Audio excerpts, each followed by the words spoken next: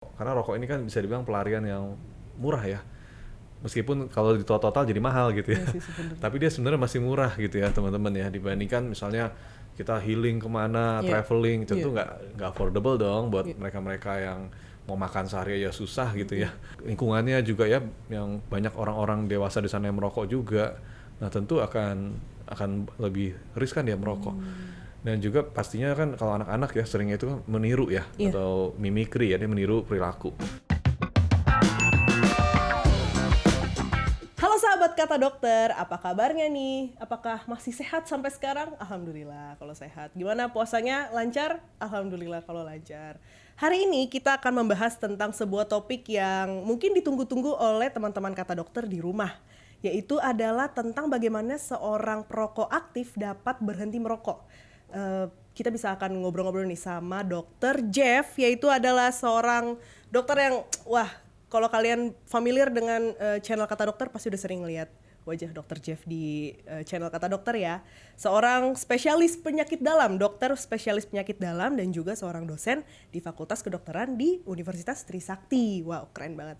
Halo Dok, apa kabarnya halo. hari ini? Hai, apa kabar Ya Catherine? baik juga. Akhirnya kita bertemu lagi ya Dok. Iya, setelah sekian lama ya kayaknya Setelah sekian lama, betul sekali. berapa Terakhir kita, purnama ya? iya, kemarin kita podcastnya tuh lumayan banyak dong yang nonton. Oh my god, ada 40 gitu. ribuan orang. Alhamdulillah ya. Iya, kita dikenal 40 ribu orang di luar sana. Trending juga kali ya. Iya, Peringkat keren berapa? 1, 2 tuh. Iya, aminin dulu Dok, amin kita dapat Iya. peringkat. Tapi sebelum kita langsung tanya-tanya ke dokter nih, kita mau membahas dulu betapa bahayanya itu seorang yang merokok dengan aktif ya. Bahwa seorang perokok itu menghirup bahan kimia beracun dan karsinogen yang dapat merusak paru-paru dan organ lain di dalam tubuh. Perokok pasif juga seperti anak-anak atau wanita hamil atau orang-orang lain yang berada di sekitar perokok juga akhirnya ikut menghirup asap yang sebenarnya mereka tidak mau menghirup asap tersebut gitu. Dan bahkan menurut WHO atau World Health Organization, di Indonesia sudah tercatat 230.000 kematian setiap tahunnya yang disebabkan oleh penggunaan tembakau, yaitu di dalamnya termasuk perokok aktif dan perokok pasif. Nah, sebenarnya perokok pasif kan harusnya kan tidak ada ya Dok, kalau misalnya nggak ada perokok aktifnya kan. Yeah. Jadi di sini kita akan tanya-tanya ke Dokter Jeff, bagaimana caranya kita bisa berhenti dari merokok Dok? Apakah dokter sudah siap untuk menerima pertanyaan-pertanyaan saya Dok? Oh ya, siap. Siap diuji ya. Betul sekali. Dokter, maaf kalau misalnya pertanyaan saya agak banyak ya Dok ya. Iya. Karena saya juga pengen tahu gimana sih caranya seseorang bisa berhenti ngerokok. Nah, pertanyaan pertama nih Dok, gimana sih sebenarnya rokok itu bisa sampai mempengaruhi otak dan perilaku seseorang yang aktif melakukannya Dok? Ya, terima kasih. Ini pengalaman sangat banyak ya yang sering banget ditanyain, kok bisa gitu ya dari sebatang rokok itu yang cuma sebats gitu ya, sebats. bisa bikin jadi akhirnya kanker gitu ya, Iya. atau masalah-masalah di kemudian hari. Padahal kan katanya cuma sedikit aja, Iya. cuma sebatang gitu ya. Nah sebenarnya sih merokok ini kayak prinsip menabung ya, sedikit-sedikit lama-lama jadi bukit teman-teman. Memang perokok ini adalah contoh yang baik untuk menabung maksudnya ya. Iya. Giat menabung, gemar menabung, dan konsisten gitu ya, Iya. ya kan? Karena dia terus-menerus tanpa stop-stop biasanya. Nah tentu teman-teman mikir dong, kok bisa kebiasaan yang buruk, kenapa dilanjutin terus Iya, gitu ya? iya, Kenapa konsisten? Kalau yang benar kan harusnya yang baik kayak nabung tadi, kita nabung konsisten terus-menerus, itu kan baru bagus ya. Sedikit-sedikit jadi bukit, yaitu jadi uang yang banyak gitu buat kita ya, jadi cuan gitu. Iya, betul. Dan kalau ini kok udah jelek, apa kita terusin? Apa kitanya yang mungkin kurang gitu ya IQ-nya atau gimana gitu ya. Tapi ternyata ini sebenarnya karena memang kandungan dalam rokok itu sendiri ya, gitu, teman-teman nggak usah menyalahkan diri sendiri. Ini bukan karena teman-teman yang ini ya kesalahan teman-teman sendiri, tapi memang kesalahan dari zat dalam tembakau itu atau rokok itu sendiri yang kita tahu kan mengandung nikotin ya. Tapi sekali lagi ini bukan pembenaran bagi mereka yang merokok gitu ya. Ternyata merokok ini memang karena salah rokoknya, tapi ya memang yang bikin kecanduan itu adalah zat dalam rokoknya itu sendiri. Oke, nikotin yang sangat sedikit tapi dapat membuat seseorang sangat addicted. Nah, kalau misalnya dari faktor lingkungan dan sosialnya yang ikut berkontribusi dari membuat seseorang ter-addicted sama rokok tuh gimana Dok? sosial dan teman-temannya. Ekonominya ya. Iya. Jadi ini faktor di luar rokok itu sendiri ya, Iya. berarti ya, atau di luar dirinya sendiri. Jadi memang banyak gitu ya sebenarnya, terutama di negara-negara yang cenderung sosial ekonomi rendah gitu ya, masih banyak kemiskinan, masih banyak stres akibat finansial, Iya. atau juga kelaparan gitu ya. Pokoknya ya masih sedih gitu ya kondisi ekonomi negaranya, itu seringkali banyak yang ngerokok. Karena rokok ini kan bisa dibilang pelarian yang murah ya. Meskipun kalau di total jadi mahal gitu ya, Iya sih sebenarnya. tapi dia sebenarnya masih murah gitu ya teman-teman ya, dibandingkan misalnya kita healing kemana, Iya. traveling, tentu Iya. nggak affordable dong buat Iya. mereka-mereka yang mau makan sehari aja susah gitu ya. Tentu lebih gampang dia beli kopi atau beli rokok ini teman-teman, yang mana efeknya langsung kena gitu kan, dopamin langsung keluar. Nah jadi otomatis faktor sosialnya tadi kita lihat kalau dia nyata miskin, terus nyata lingkungannya juga ya, yang banyak orang-orang dewasa di sana yang merokok juga. Nah tentu akan lebih riskan dia merokok. Dan juga pastinya kan kalau anak-anak ya seringnya itu kan meniru ya, Iya. atau mimikri ya, dia meniru perilaku. Nah pastinya kalau ada yang merokok bapaknya, itu pasti akan jadi role model dia ya. Orang tua yang merokok itu juga jadi faktor lingkungan yang paling penting. Karena di mata dia, oh orang tua gue paling bener, orang tua gue ngerokok, gue akan melakukan hal yang benar, itulah merokok. Padahal mah itu nggak benar gitu. Bener. Wah. Jangan kan di rumah ya, kalau kita lihat ya, ini intermezzo aja. di banyak kebun binatang ternyata banyak di sana kan banyak ini ya, simpanse. Iya, iya. Ya itu mereka ternyata merokok karena meniru Orang-orang yang lewat orang-orang di yang depan. datang. Kalau cuma lewat sekali-sekali doang ya. Kalau orang tua kan tiap hari di rumah tuh. Iya. Ini sekali-sekali doang, terus dia dikasih rokok, dia langsung bisa niru. Dia tahu Besoknya caranya. ketagihan. Iya, Wah. ada caranya. Jadi banyak masalah di zoo gitu tuh karena ini. Tapi bukan di zoo ketagihan. harusnya gak boleh ngerokok ya dok? Itu Ini dia. hewannya nggak boleh ngerokok, tapi mereka banyak yang ngasih tuh Ya itu mah dari pengunjung ya. gimana ya? Konsekuensi jangka panjangnya deh dok, sebelum kita mencoba untuk benar-benar berhenti dari merokok, dari nikotin ini gimana dok? Ya jangka panjang nyata dari studi tuh banyak yang mengalami nantinya jantung ya, itu akan meningkat hingga 4 kali lipat dibanding yang nggak ngerokok. Stroke juga meningkat sekitar 2,5 sampai 4 kali lipat ya dibanding mereka yang nggak ngerokok. Kemudian yang paling riskan tuh kanker teman-teman, karena akan meningkat 25 ya sekali lagi, 25 kali lipat alias 2.500% dibandingkan mereka yang nggak merokok. Itu peningkatannya signifikan banget ya. Jadi kita udah deg-degan harusnya, kalau ngerokok tuh harusnya kalau lihat statistik ya, harusnya deg-degan. Tapi kan banyak yang nggak baca Ya, ini, jadi nggak bahkan tahu. di bungkusnya aja dok, itu udah terlihat bahwa Iya, guys, gambar-gambar itu kalian ya. bisa terjadi loh ini di dalam, tapi dia tidak. Itu kenapa ya dok? Ada nggak sih kayak, udahlah gitu gak sih dok? Apa gimana ya? Karena itu mungkin tolerance ya. Jadi kan ini gambarnya ada di setiap bungkus rokok gitu ya. Jadi orang banyak kan ngeliat itu sekali mungkin ngeri, tapi begitu dia tiap hari beli rokok jadi udah biasa, bahkan dia nggak ngeliat lagi ya. Gitu. Oh iya, Itu kayak apa? udah biasa saya melihat ini. Mungkin untuk Iya. orang-orang yang awam yang baru ngerokok ngelihat itu, ya udah deh gue takut gitu.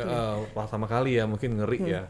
Dan ini kan edukasi nggak bisa cuma kita kasih gambar, kamu harus jelasin ya, kita harus bisa menyentuh hati orang itu ya. Iya, iya. Dengan cara deketin, mungkin di minimarketnya itu ada yang suka relawan gitu ya. Iya. Menjelaskan nih gambar apa gitu, kenapa bisa bolong, harusnya seperti itu ya.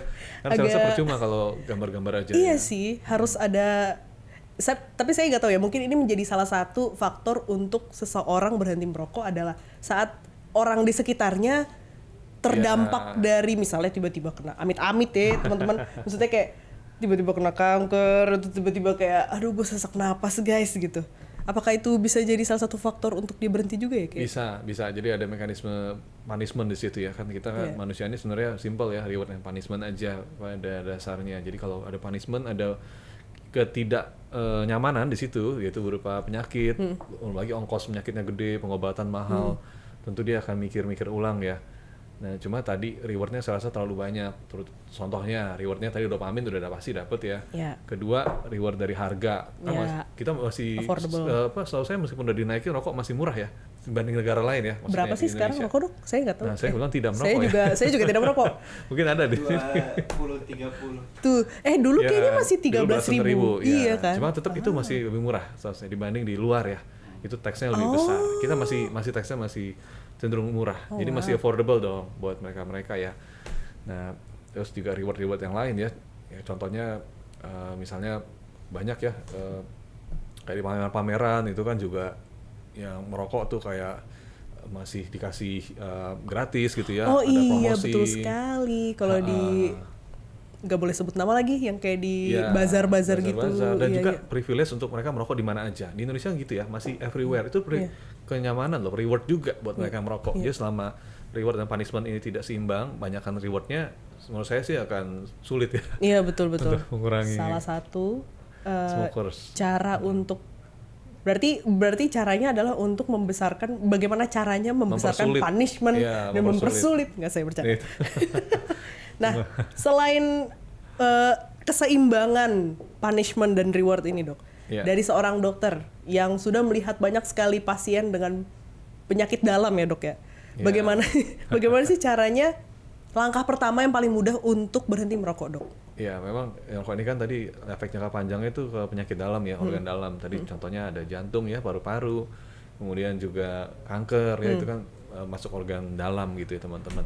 Jadi saya sehari melihat dampaknya besar sekali ya, terutama yang miris tuh banyak ya kejadian waktu saya masih tugas di bangsa kanker. Itu banyak wanita-wanita ini ya, dia kena kanker paru, terus udah stadium 4, suaminya kabur ya, padahal saya tanya, ibu emang ngerokok? Enggak, ini mas suami saya pak ngerokok tiap hari. Saya mah kena kankernya doang, suaminya begitu udah kena biaya banyak kabur dia karena nggak mau ambil Beneran tanggung jawab. kabur, tidak balik-balik lagi? Tidak ada jejaknya. Oh, Jadi akhirnya kita wow. bingung, rumah sakit bingung dong. Akhirnya dinas sosial yang ambil alih itu pun setelah panjang ya Panjang, prosesnya, iya. tahu sendiri ya, susah kan karena pengobatannya mahal kan teman-teman. Iya. Jadi itulah banyak pihak-pihak yang tidak bertanggung jawab, mau enaknya reward tadi ya merokok, tapi begitu kena yang punishmentnya. Tapi dia tidak ini kan kabur, sebuah gitu. apa ya, kayak istri gue kena kanker. Iya. Itu kan sebuah punishment yang Punishment yang sama berat dengan sekali. reward, tapi dia tidak mau tahu. Itu dia. Berarti sama aja Dia dong. maunya senang-senang aja mungkin ya. Iya. Jadi kayak, wah beneran ada lagi di depan mata saya orang yang sakit. Gak mau tahu gitu. Terus dia Iya, pergi itu aja. banyak ya, banyak kalau anda ada waktu mungkin bisa main ke bangsal kanker itu banyak Nggak sekali. mau dong, saya Itu nggak mau. membutuhkan uluran tangan kita ya, karena itu tadi, aduh Wah. sedih banget deh dampak merokok itu. Mengerikan sekali. Terus selain melihat Iya. orang yang sakit, harus apa lagi dok untuk Ya pastinya untuk ini ya berhenti merokok ya. iya berhenti merokok? Tipsnya pasti motivasi yang paling bagus adalah dari diri sendiri ya teman-teman ya, bukan dari YouTube, Instagram, baca-baca motivasi tiap hari. Tapi yang paling penting adalah kitanya sendiri. Nah, kemudian yang kedua, kalau nggak mempan kita bisa bantu dengan profesional ya, contohnya psikolog gitu ya, psikiater juga bisa bantu merokok, atau hipnoterapi itu juga bisa, sekarang udah terbukti ya, bisa membantu. Nah kalau misalnya nggak mempan juga, biasanya kita bisa bantu obat-obatan. Ada obatnya, ada 2 ya yang paling sering digunakan teman-teman, yaitu bupropion dan varenicline namanya, yang memang sudah terbukti ya secara ilmiah Itu buat bisa apa, Dok? mengurangi rokok, itu menghentikan kecanduan merokok. Apanya yang dihentikan dok? Dari Kecanduannya. maksudnya hormon, maksudnya Iya, keinginan. dia ngaruh ke tubuh kita ya, ke dalam sistem sarafan dan juga ke dalam hormonal kita dan juga neurotransmitter di situ, sehingga akhirnya kita dapat dihambat tadi. Kecanduan itu kan merupakan semacam ini ya, mekanisme saraf ya, itu bisa dihambat dengan obat ini. Tapi dia tidak bisa Gitu. menggantikan dopaminnya kan? Dopaminnya ya memang itu ya, ada penggantinya ya dopamin ini, biasanya dengan terapi pengganti nikotin namanya ya. Nikotin replacement terapi biasanya dengan menggunakan, ada bentuknya macam-macam ya, inhaler, ada juga yang pakai permen gitu ya, tablet hisap, macam-macam yang mengganti nikotin. Sehingga dia bisa tetap dapat dopamin seperti biasanya, tapi mengurangi nikotinnya. Kan yang bahaya kan ini ya, nikotin dan zat-zat Iya. yang karsinogen tadi Iya, dalam iya. rokok itu bisa Iya. di-cut gitu. Tapi dopamin tetap dapat nih, karena dia butuh dopaminnya sebenarnya. Iya. Pernah nggak sih dok ada yang datang ke dokter terus dia sedang dalam tahap mau berhenti ngerokok. Ya. Nah dia kayak entah dia gemeteran karena pengen segala macam gitu loh. Biasanya kayak dia sampai nggak bisa tidur saking apa sih, kalau orang tuh asem gitu ya, kayak ih gue pengen banget ngerokok gitu. Ada nggak sih Ya. dok faktor resiko orang-orang yang sedang ingin berhenti ngerokok tuh? Dia dalam jangka waktu berapa lama kira-kira, dan sampai dia akhirnya bisa lepas sepenuhnya ya? Dan apa yang selama jangka waktu berusaha untuk lepas itu dia gimana sih perasaannya gitu? Ya. Pernah nggak ada yang datang ke dokter? Ya, memang ini dikenal dengan sakau nikotin namanya ya. Kalau teman-teman tahu ada sakau narkoba, ya ganja, heroin gitu ya. Ini namanya sakau juga, tapi sakau nikotin alias gejala putus nikotin. Kalau kita stop nikotinnya, dia akan mengalami gejala sakau atau bahasa Inggrisnya withdrawal. Nah, withdrawal ini biasanya berlangsung setelah 3 hari ya, kita berhenti total merokok. Dan terus akan berlangsung sampai 3 bulan. Lama ya teman-teman ya. Itu menyiksa loh. Karena gejalanya, apalagi kalau udah berat ya, udah lama merokoknya, biasanya gejalanya itu bisa pusing ya, lemes, seringkali bibirnya juga, pengalaman teman saya ya, pahit nggak enak gitu, nggak bisa makan ya, dan juga ada gejala-gejala stres, depresi ya, jadi bawaannya kok sedih terus, murung gitu, dan dia selalu mikirin rokok itu dalam otaknya. Iya. Karena rokok Saking itu dianggap sudah obatnya. terkecanduannya ya dok ya. Bener, jadi rokok itu selalu attract dia, menarik dia supaya dipakai lagi, karena itu obat bagi dia ya, itu obatnya.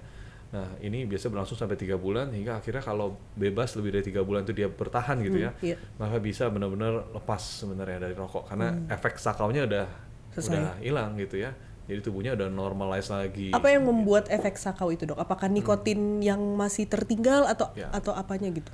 Biasanya sih dopamin tadi ya sebenarnya, dia lapar dopamin namanya, dopamin hungry ya, jadi dopamin hunger, jadi dia selalu ingin mencari dopamin. Tubuh kita kan tadi udah biasa enak, ibarat kita udah biasa enak nih, di apartemen tinggal yang mewah, terus ada supir segala macam. Coba deh besoknya langsung pindah ke rusun Iya. dan jalan kaki gitu Jalan ya, kaki, iya. pasti yang pada nggak mau deh mayoritas. Iya benar-benar sih, Nah, itu benar kan sih, ada make dopamin. sense. Bukan karena mereka jelek wataknya, enggak, bukan karena karakter orang ini maunya sok kaya atau gimana, tapi memang dopamin kita yang menolak, itu nggak bisa dipungkiri ya. Yang Itu kan tadinya dalam dipermudah otak kita. terus dipersulit gitu. Ya, dipersulit dan jadi ekstrim gitu ya, dopaminnya nggak keluar, tentu dia akan tersiksa. Akhirnya dia berusaha kan, orang berusaha segimana caranya supaya bisa mendapatkan kenikmatan tadi kembali, yaitu naik mobil mewah, tinggal ini di tempat yang baik. Jadi mereka segala cara tuh akan berusaha mengumpulkan kekayaan. Nah, sama seperti rokok. Gitu. Sangat mengerikan teman-teman. Langkah-langkahnya dari setiap dokter harusnya sama aja ya. Cara berhentinya adalah ya berhenti aja. Motivasi dari diri sendiri, emang harus bagaimana gitu. Tapi ada nggak sih dok sepatah dua patah kata gitu ya dok untuk teman-teman di rumah yang lagi nonton video ini terus memang bener-bener lagi pengen berhenti, ada nggak sih dok sepatah dua patah, guys kalian harus berhenti beneran gitu atau gimana gitu, silakan dok. Kayak sih bakal lebih dari 20 patah ya kata Nih. saya. Oh iya, nggak apa-apa dok, lebih dari nggak apa-apa ya. nggak apa-apa, sans. Jadi memang untuk teman-teman ya, saya tahu itu berat sekali ya berhenti merokok atau apapun itu ya, kecanduan apapun, sebenarnya nggak cuma rokok ya, banyak loh kecanduan itu. Tadi ada alkohol juga, zat-zat terlarang apalagi ya. Nah itu memang berat ya untuk lepas. Jadi kita nggak bisa nyalahin, biasanya kita kan memberikan hukuman gitu ya ke sosial, ke orang itu ya, emang orang ini nggak bener, dia merokok aja nggak bisa stop. Nah itu sebenarnya kita harus stop itu ya. Kita sebagai pihak keluarga atau teman jangan menjudge seperti itu. Karena memang berat loh perjuangan melepaskan diri dari rokok. Karena ini kan suatu zat yang ada dalam otak kita, gitu ya, udah masuk ke dalam otak. Jadi melepaskannya sulit sekali. Sama seperti kita misalnya mengkonsumsi obat-obat psikoaktif ya. Kalau kita tahu, kita biasanya di klinik itu memberikan obat tidur, obat sih yang bekerja di otak, itu susah loh lepasnya. Sama seperti rokok. Ini sebenarnya seperti obat yang kita masukkan, kita mau stop obatnya, itu pasti sulit. Karena tubuh kita udah terlanjur ketergantungan gitu dengan, sama obat itu ya. Jadi kita harus support teman-teman kita yang mau berhenti ini, kita support dengan cara kita bawalah ke profesional ya kalau memang susah. Yang udah berat tadi bisa ke psikolog, psikoterapi atau hipnoterapi atau mungkin ada psikiater ya. Dan juga kita beri bantuan tadi terapi pengganti nikotin, itu biasanya diperlukan ya di negara maju juga, mereka pakai itu ya, permen nikotin. Atau jangan vape ya tapi ya. Oh iya sama aja. Ternyata vape itu risikonya besar ya, sudah ada penelitian ya. Ternyata nggak jauh beda teman-teman. Jadi baiknya dengan terapi pengganti nikotin yang lain kalau kita boleh sarankan dari studi ya.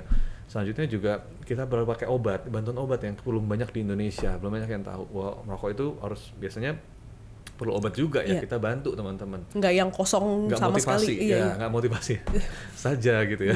Tidak motivasi hanya kebanyakan kasus susah gitu. Kembali lagi ke teman-teman ya, jadi kalau misalnya memang mau berhenti ngerokok, emang beneran harus mau berhenti ngerokok ya. Jadi bukan yang orang lain sudah misalnya komplain gitu ke kita, terus kitanya jadi tidak mau tahu gitu kan banyak tuh juga orang yang kayak lu kayaknya harus berhenti ngerokok deh. Ya udah sih suka-suka gue ya, kalau kayak gitu kan berarti dia tidak termotivasi dari dalam diri sendiri kan. Memang dia tidak mau berhenti gitu. Nah, untuk orang-orang yang tidak mau berhenti ngerokok gimana, Nah Dok? itu kan berarti dia dirinya sendiri kurang ya, motivasi nggak cukup gitu teman-teman. Iya. Nah kita harus support tadi, karena memang merokok ini sebenarnya kalau zaman dulu ya, zaman perang nih ya, kalau teman-teman tahu cara mengalahkan musuh gimana? Salah satu dengan cara memberi obat-obat yang bikin canduan.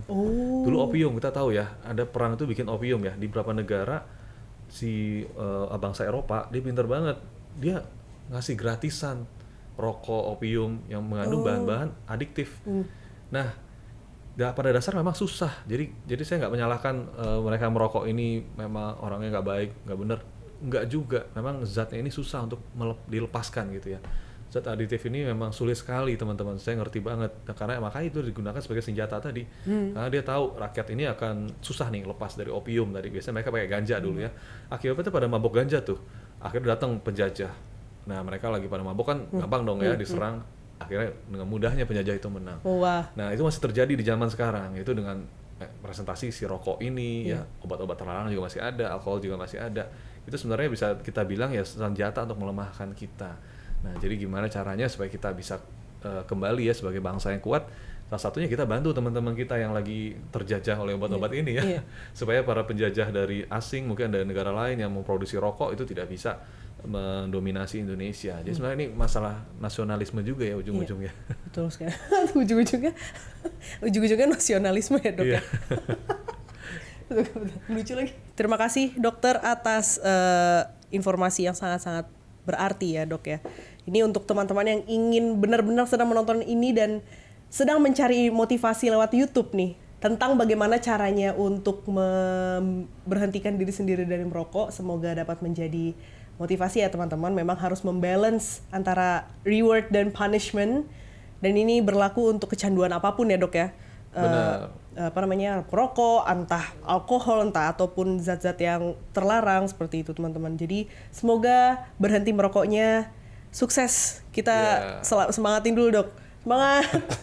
Semangat teman-teman yang mau berhenti merokok, semoga dapat membantu insight dari Dr. Jeff hari ini. Dan kita sudahi saja podcast hari ini ya, Dok ya. Terima kasih, Dok, sudah menyempatkan waktunya untuk datang di studio kita hari ini. Dan jangan lupa teman-teman untuk komen, like, dan subscribe di channel Kata Dokter agar mengetahui penyakit-penyakit apa yang sedang terjadi di Indonesia dan bagaimana cara menyembuhkan kita diri sendiri dari penyakit tersebut ya teman-teman. Jangan lupa untuk tinggalkan komentar di bawah untuk bertanya-tanya untuk dokternya. Kira-kira mau nanya apa, nanti kita jawab insya Allah ya. Selain kecanduan yang lain juga boleh ya. Iya, betul sekali. Medsos penting loh, itu betul juga dopamin ya. Betul sekali. Gitu scroll dopamin itu udah ada scroll studi juga. Sosmed untuk menggantikan nikotin rokok. Kalau begitu teman-teman, saya Catherine dan Dr. Jeff. kita pamit dulu. Salam. Bye-bye.